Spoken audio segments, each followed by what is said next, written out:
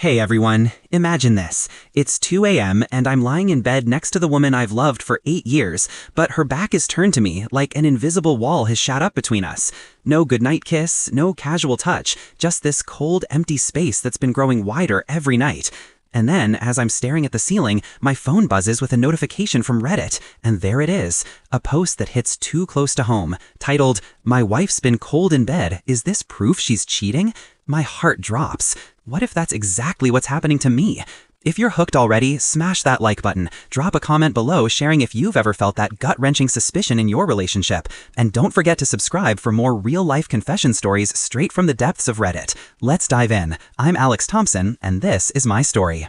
It all started about 6 months ago, but looking back, the signs were there way earlier. Emily and I met in college, back when we were both wide-eyed sophomores cramming for finals in the library. She was the girl with the messy bun and the laugh that could light up a room, and I was the awkward guy spilling coffee on his notes.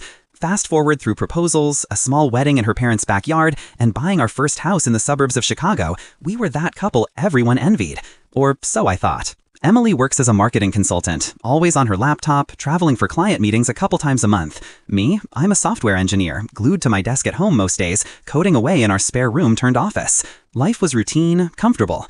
But then, the coldness crept in. It wasn't dramatic at first, just little things, like she'd come home from work and head straight to the shower without that usual hug or "how was your day" peck on the cheek. I'd chalk it up to stress. Her job was demanding after all. But nights were the worst. We'd climb into bed, and instead of cuddling like we used to, she'd roll over, muttering something about being tired. No intimacy, no spark. It felt like sleeping next to a stranger. I remember one night vividly. It was a Friday, and I'd planned a surprise date. Reservations at our favorite Italian spot downtown, the one with the killer tiramisu. I even bought her those earrings she'd been eyeing online, silver hoops with tiny diamonds. When she got home, I was all smiles, holding the box like a kid with a trophy. "Hey babe, guess what? We're going out tonight," I said, trying to sound excited. She glanced at me, her eyes distant, like she was looking through me. "Oh, Alex, I'm exhausted. Can we rain check? I just need to crash." Her voice was flat, no apology, no enthusiasm. I felt a pang in my chest, but I played it cool. "Sure, no problem. We can do it tomorrow." But tomorrow turned into next week, and next week faded into never. That rejection stung, and it kept happening. Internal thoughts raced through my mind as I lay there in the dark. Is it me? Am I not attractive anymore? Have I let myself go? I'd glance at myself in the mirror. Yeah, maybe I'd gained a few pounds from all the late-night coding sessions and takeout, but nothing drastic. Emily, on the other hand, looked better than ever. She'd started hitting the gym more, buying new clothes, tight dresses and heels that she claimed were for work presentations. "Gotta look professional," she'd say with a shrug. But why the sudden glow up? And why was her phone always glued to her hand, buzzing with notifications she silenced quickly? One evening, I tried to initiate something intimate. We were watching Netflix, some rom-com she'd picked, and I slid my hand over hers. She pulled away gently, saying, "Not tonight, Alex. Headache." Again. It was the third time that week. My mind spiraled. Headache or excuse? I didn't push it, but the doubt festered.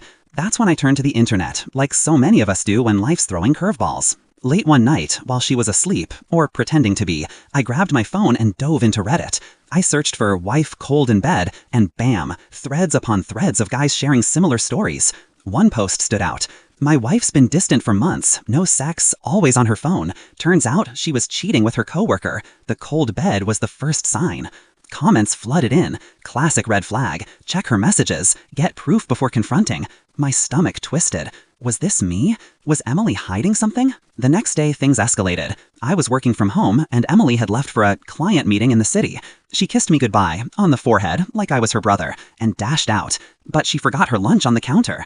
Being the thoughtful husband, I decided to drop it off at her office. It was only a 20-minute drive. When I got there, her assistant, Sarah, a bubbly 20-something with pink highlights, looked surprised. "Emily? Oh, she called in saying the meeting was virtual today. She's not here." Virtual? She left the house dressed to the nines, full makeup, new perfume. Why lie about going to the office? I thanked Sarah and drove home, my mind racing. Where is she really? When I got back, I noticed her laptop was open on the kitchen table, unusual since she always locked it. Curiosity got the better of me. I sat down, heart pounding, and clicked through her browser history. Cleared. All of it. But then I saw a tab minimized. Reddit. Logged in under a username I didn't recognize. Lonely in Love 92. I clicked it. The profile was sparse, but the posts? Oh man. One from 2 weeks ago. Feeling so guilty. Hubby doesn't suspect, but the spark is gone at home. Met someone who makes me feel alive again. Comments encouraged her. Life's too short. Go for it. My blood ran cold. Was this Emily? The username, 92, was her birth year, and the details matched our life too perfectly. I closed the laptop, hands shaking. No way. This can't be real. But the pieces were fitting. The coldness, the lies, the gym obsession. That night, when she came home smelling faintly of cologne, not mine, I pretended everything was fine. How was the meeting? I asked casually. Great, productive, she replied, avoiding my eyes. We ate dinner in silence, and in bed, the cold gap between us felt like a chasm. As the days blurred, the tension built. I'd catch her smiling at her phone, typing furiously, then locking it away. Once, I overheard a whispered phone call in the bathroom. Can't wait to see you again. Miss that fire. Who was she talking to? My best friend Mike noticed something was off when we grabbed beers one weekend. Mike's been my rock since high school. Tall, bearded, always the voice of reason. Dude, you look like hell. What's up with you and Em? I hesitated, then spilled a bit. She's distant, cold in bed, you know? And I found this Reddit thing that might be her. Mike's eyes widened. Wow, slow down. Reddit? That's anonymous crap. Talk to her, man. Don't jump to conclusions. But I couldn't shake it. The suspicion was eating me alive. Every touch rejected, every late night working, every secretive smile, it all pointed to one thing: cheating. And that Reddit post? It felt like proof staring me in the face. Little did I know, the real twist was just beginning. The cold in our bed wasn't just emotional. It was hiding a secret that would shatter everything. The cold in our bed had become unbearable, like a silent scream echoing through our marriage. Every night, I'd lie there, staring at Emily's back, wondering who was on the other side of her thoughts. That Reddit discovery haunted me. Lonely in Love 92, posting about guilt and a new spark. Was it her? The username screamed Emily, born in 92, always complaining about feeling lonely, even when I was right there. I needed more proof, but digging deeper felt like betrayal. Yet the suspense was killing me. If you're feeling that knot in your stomach like I was, stick around. This gets wilder. I started small, observing more. Emily's routine had shifted. Longer hours at work, sudden interest in yoga classes 3 times a week. And her phone? Glued to her. Password changed. I tried my birthday, our anniversary. Nothing worked. One afternoon, while she was out, I rummaged through her drawer. Buried under scarves, I found a small notebook. Scribbled notes. Meet at 7, usual spot. Can't stop thinking about last time. My heart raced. Usual spot? No names, no details, but it reeked of an affair. That evening, I confronted her lightly over dinner, pasta I'd made, trying to recreate our early date nights. You've been distant lately. Everything okay? She paused, fork midair, then smiled weakly. Just work stress, Alex. Big project deadlines. I'm sorry if I've been off. Her eyes darted away, and she changed the subject to some office gossip about her boss, Mr. Reynolds, a slick guy in his 40s she'd mentioned more lately. I nodded, but inside, doubt swirled. Work stress? Or Reynolds? The name triggered something.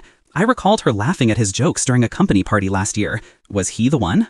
Mike advised caution when I vented to him over coffee. Bro, assumptions will wreck you. Hire a PI or something if you're serious, but talk first.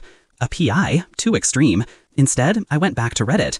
Logged in anonymously, I messaged Lonely in Love 92. Hey, your post resonated. Going through similar. Cold bed, suspicions. Any advice? No reply at first, but 2 days later, it's complicated. The guilt eats at you, but the excitement? Worth it? I don't know. Vague, but it fueled my paranoia. Then, the first big twist hit. Emily announced a business trip to New York for a week. Client conference, she said, packing lingerie I'd never seen. Gotta dress to impress. I offered to drive her to the airport, but she insisted on Uber. Suspicious? I tracked her phone. Yeah, I enabled Find My iPhone months ago for safety. The airport? She never went. Instead, the dot stopped at a hotel downtown. My blood boiled. I drove there, heart pounding like a drum. Parked across the street, I waited. Hours ticked by. Then, around 8 p.m., she emerged, arm linked with a man. Tall, dark hair, suit, not Reynolds. Who the hell? They laughed, heading to a nearby bar. I snapped photos from my car, zooming in. His face? Familiar? No, but the way she touched his arm, intimate. I tailed them discreetly, feeling like a bad spy movie. Inside the bar, I peeked through the window. They clinked glasses, her head thrown back in laughter. Jealousy surged. That's my wife. I wanted to storm in, but I held back. Proof first. Back home, alone in our cold bed, I obsessed over the photos. Ran a reverse image search. Nothing. But then, digging into her email, I guessed the password, our dog's name. I found receipts, hotel bookings, dinners for two, and an email from JD. Can't wait for NY. Miss your fire. JD, the man from the bar? The emotional tension peaked that night. I cried, actual tears, questioning everything. How long? Why? Am I not enough? Internal monologue raged. You've been a good husband, Alex. Supportive, loving. What did you miss? When she, quote, returned from the trip, glowing and evasive, I played dumb. How was NY? Exhausting but fun, she said, unpacking souvenirs that looked generic. That night in bed, she turned away again, cold as ice. Escalation continued. I confided in my sister, Lisa. She's older, wiser, a therapist in Seattle. Over Zoom, she listened patiently. Alex, this sounds serious. Confront her with evidence, but prepare for the worst. Affairs thrive in secrets. Inspired, I hacked deeper. Remember that Reddit profile? I cross-reference the posts with her schedule. One entry, just back from trip. He makes me feel desired again. Timestamp matched her return. Proof? Circumstantial, but damning. Then the mystery deepened. Mike called one day. Hey, saw Em at lunch with some guy. Looked cozy. You okay? He sent a pic. Same man from the hotel. JD. My world spun. Who is he? I demanded. Mike hesitated. Don't know, but be careful. I decided to follow her to yoga. Hid in the parking lot, she didn't go inside. Instead, drove to a coffee shop, met JD. They kissed, full on. I filmed it, tears blurring my vision. Back home, I stewed. The twist? Searching JD's plate number from the pic, I found his LinkedIn. Jason Davis, her ex from college, the one before me. What? They dated briefly, broke up amicably. But why now? Hints piled up. Old photos in her cloud, messages from years ago resurfaced. Was this rekindled? The suspense built. I needed answers, but confrontation loomed like a storm. As part 2 wraps, the cold bed symbolized more than distance. It hid a betrayal from the past, threatening to destroy our future. But wait, there's a bigger reveal coming. The cold in our bed had frozen my heart, turning love into a battlefield of suspicion and proof. With videos, emails, and that damning Reddit profile, I had enough to confront Emily. But the emotional weight crushed me. 8 years, vows, shared dreams. How do you shatter that? If you've been riding this roller coaster with me, you know the tension's at its peak. Let's unravel the twist and find closure. I planned the confrontation carefully, waited for a quiet Sunday evening, no distractions, cooked her favorite, steak and mashed potatoes, as a last-ditch effort at normalcy. She came home from errands looking radiant, oblivious. We ate, small talk flowing awkwardly. Then, over coffee, I dropped the bomb. Em, we need to talk. About us. About why our bed feels like the Arctic lately. She froze, cup midway to her lips. What do you mean? I pulled out my phone, showed the photos, the hotel, the kiss with Jason, this, and the Reddit posts. Lonely in Love 92? Sound familiar? Her face paled, eyes widening in shock. Alex, how did you... Tears welled up as she stammered. It's not what you think. Jason, he's my therapist. Well, sort of. Therapist? I laughed bitterly. Kissing your therapist? At a bar? Come on. No, listen. She grabbed my hand, the first real touch in months. Jason's an old friend from college, yes, but he's a life coach now, specializes in marital issues. I've been seeing him secretly because I didn't want to worry you. Doubt flooded me. Secret meetings? Hotels? That email about fire? She sighed, pulling out her own phone. Look. She opened emails, professional ones from Jason Davis Coaching, sessions booked, notes on rekindling personal spark. But the kiss? That was a hug, Alex. From afar, it looked like more. And the hotel? Group seminar for clients. Check the receipt. Multiple attendees. I scrolled, piecing it together. The usual spot was a coffee shop for sessions. The lingerie? For us. She'd planned a surprise getaway but chickened out, feeling insecure. But the coldness, no intimacy, I pressed, voice cracking. Emily broke down, sobbing. I've been depressed, Alex. Work's overwhelming, and I found out I'm perimenopausal. Early, at 33. Hormones crashing, no libido. I felt broken, ashamed. Didn't want to burden you. Jason was helping me process, platonically. The Reddit? Yeah, that was me.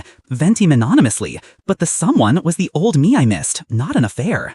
Twist revealed. Misunderstanding fueled by my paranoia. No cheating, just her silent struggle.